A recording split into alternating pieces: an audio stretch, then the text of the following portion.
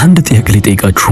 ዛሬ ጠዋት ስትነሱ ሚስትን ወይም ባልሽን ስትመለከቱ ወይም ስትመለከቺ ምን ተሰማ ወይ ምን ተሰማሽ? ናፍቆትና ፍቅር ወይስ ያደጋግሞ የሚመጣው ዝምታና ብስጭት? በሰርጋችሁ ቀን የነበረው ያ የሚያቃጥል ስሜት አሁን እየጠፋ ብዙዎቻችሁ ዝም ልትሉ ትችላላችሁ፣ ምክንያቱም መልሱ ይጎረብጣል። አንድ እውነት ልንገራችሁ፣ ትዳር ቆሞ አይቆይም። ወይ ያድጋል ወይ ይሞታል፣ መሃል የለም። ዛሬ ትዳራችሁ ባለበት እንዲቆም ከፈቀዳችሁለት እየሞተ መሆኑን ይወቁ። ነገር ግን ደስተኛ ትዳር የምትማሩት ጥበብ ነው። ወላጆቻችሁ ያልነገራችሁ፣ ትምህርት ቤት ያልተማራችሁት፣ ነገር ግን ትዳራችሁን የሚለውጥ ቀጥታ ጥልቅና ተግባራዊ ምስጢር ይቀርብያለሁ። እስከ መጨረሻው ተከታተሉኝ። በተለይ የመጨረሻው ሐሳብ ህይወታችሁን ለዘላለም የሚለውጥ ኃይል አለው። በመጀመሪያ ትዳር ማለት ምን ማለት እንደሆነ እንመልከት። የወይዘሮ ቲዩንና የአቶ ከበደን ታሪክ ተመልከቱ። ለ12 ዓመት አብረው ኖረዋል። 3 ልጆች አሏቸው። ውጭ ስታዩ ጥሩ ቤተሰብ ናቸው፣ ግን ምሽት ቤት ሲገቡ አይን ለአይን አይተያዩም። አልጋ ላይ ጎን ለጎን ተኝተው ልቦቻቸው ግን ኪሎሜትር ያህል ተራርቆ ይገኛል። ይህ ትዳር አይደለም፣ አብሮ መኖር ብቻ ነው። ብዙዎቻችሁ የምትሳሳቱት እዚህ ጋር ነው። ትዳር ማለት አንድ ቤት ውስጥ መኖር ብቻ አይደለም። ቀለበት ማንሸራተት ወይም በህግ መታሰር ብቻ አይደለም። ልጆች መውለድና ማሳደግ ብቻም አይደለም። ትዳር ማለት ሁለት ሰዎች ፍቅርን ዕለት ዕለት ደጋግመው ሲመርጡ ነው። ያ ምርጫ ጠንካራ እንዲሆን ግን መሰረታዊ ምስጢሮች ማወቅ ይገድላል። ምስጢር 1 የፍቅር ቋንቋን መረዳት። የፍቅር ቋንቋ ማለት ለእያንዳንዱ ሰው የሚመቸው የፍቅር አሰጣጥና አቀባበል መንገድ ነው። ብዙ ጊዜ በትዳር ውስጥ የምንጣላው ስለማንዋደድ ሳይሆን ቋንቋችን ስለማይገናኝ ነው። ለምሳሌ አቶ ከበደን እንውሰድ። እሱ ቤቱን በማስተካከል መብራት በመጠገንና ለቤቱ የሚያስፈልገውን በማሟላት ፍቅሩን ይገልጻል። ሚስቱ ግን የምትፈልገው የሚያደንቋትን ቃላት ነው። እሱ እየሰራሁላት ነው ይላል፣ እሷ ግን አይወደኝም ትላለች። ዶክተር ጋሪ ቻፕማን እንደሚሉት 5 የፍቅር ቋንቋዎች አሉት። አንዳንዶች ቃላትን ይመርጣሉ፣ አደንቅሃለሁ ወይም ቆንጆ ነሽ የሚሉ ቃላትን ብቻ። ቃሉ ካልተነገረ ፍቅሩ እንዳልተሰጠ ይቆጥሩታል። ሌሎች ደግሞ ሰውነታዊ ቅርበትን ይመርጣሉ፣ ቀስ ያለ ሰላምታን፣ መሳሳምን ወይም እጅ መያያዝን። አካላዊ ንክኪ ካልታየ ነፍሳቸው ባዶ ትሆናለች። አንዳንዶች ደግሞ ጊዜ መስጠትን ይመርጣሉ። አይን ለአይን እየተያዩ ጊዜ ሰጥተው በመውራት ልባቸው በደስታ ይሞላል። ሌሎች ደግሞ ስጦታ ምርጫቸው የሆኑ ሰዎች አሉ። ስጦታ ስንል የስጦታው መጠን ወይም ዋጋው ሳይሆን በትንሹ ትዝ አልሽኝ የሚለው የጽሑፍ መልእክት ትልቅ የፍቅር ምንጭ የሚሆንላቸው ሰዎች አሉ።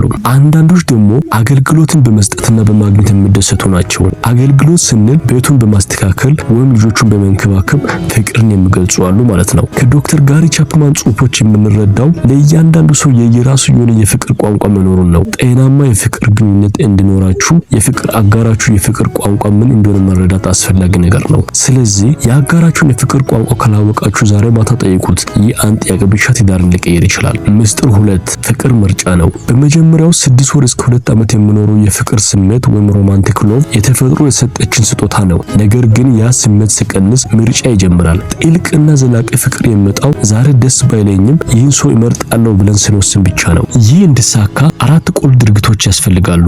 አንደኛ ፍቅርን ዕለት ዕለት ምረጡ፣ ስሜቱ ሳይኖር እንኳ ምርጫ አድርጉ። ሁለተኛ ተናናሽ ድርጊቶች፣ ቡና ማቅረብ ወይም ስልክ መደወል ትልቅ ፍቅር መሆናቸውን ይወቁ። ሶስተኛ ፍጹምነትን አጠብቁ፣ ፍጹም ሰው የለም፣ አጋሮን እንዳለ ይቀበሉ። አራተኛ ፍቅር ስራ ነው፣ ለማሳደግ ማቀድ ጊዜ መስጠትና ድካም ይጠይቃል። ምስጢር 3 4ቱ የትዳር አፍራሾች። ትዳር የሚፈርሰው በድንገት አይደለም። እነዚህ 4 አደገኛ ባህሪያት ቀስ በቀስ ትዳርን ይገሉታል። አንደኛ ትችት፣ ድርጊቱን ሳይሆን ሰውየውን ማጥቃት። ሁልጊዜ ትሳሳታለህ ከማለት ይልቅ ስለ ድርጊቱ ብቻ ተናገሩት። ሁለተኛ ንቀት፣ አይን ማሽከርከርና ስም ማጥፋት። ይህ ከሁሉ አደገኛ የትዳር ጦርነት ነው። ሶስተኛ መከላከያ፣ ስህተትን አለማመንና ወዲያውኑ መልሶ ማጥቃት። አራተኛ ዝምታ፣ ጀርባ ሰጥቶ መውጣት። ይህ ዝምታ ሳይሆን ምንም ዋጋ የለሽም የሚል ጩኸት ነው። ምስጢር 4 3ቱ የትዳር ምሰሶዎች። ጠንካራ ትዳር በእነዚህ 3 ምሰሶዎች ላይ ይቆማል። አንደኛ ፍቅርና አክብሮት። ሴቷ ፍቅርን፣ ወንዱ አክብሮትን ይናፍቃሉ። አንዱ ሲሰጥ ሌላኛው ይነሳሳል። ሌሎች ፊት አጋሮን አያዋርዱ፣ ይልቁንም አሞካሹ። ሁለተኛው ወዳጅነት፣ አብሮ መሳቅ፣ መዝናናትና ማውራት። ቤት ሲሄዱ ወደ ወዳጄ ነው የሚሄዱ የሚል ስሜት ይኖራችሁ። ሶስተኛው እድገትና ዓላማ፣ ከ5 ዓመት በኋላ የት መድረስ እንፈልጋለን ብሎ አብሮ ማለም። ትዳር አብሮ የማደግ ሂደት ነው። ምስጢር 5 7ቱ ወርቃማ ዕለታዊ ልምዶች። ትዳርን ለማዳን ትልቅ ተአምር አያስፈልግም። እነዚህን ዕለታዊ ልምዶች ጀምሩ። አንደኛ ጠዋት ተሳሳሙ። ጥናቶች እንደሚያሳዩት ይህን የሚያደርጉ ወንዶች በስራቸው ውጤታማ ይሆናሉ። ሁለተኛ ዕለቱን ተወያዩ። ዛሬ ምን አቅዳችኋል ብሎ መጠየቅ ወዳጅነትን ይጨምራል። ይጨምራል። ሶስተኛ አመሰግናለሁ በሉ። ለትንሽ ነገሮች ለምሳሌ በትንሹ ቡና ላቀረበች እውቅና ስጡት። አራተኛ ጊዜ መስጠት።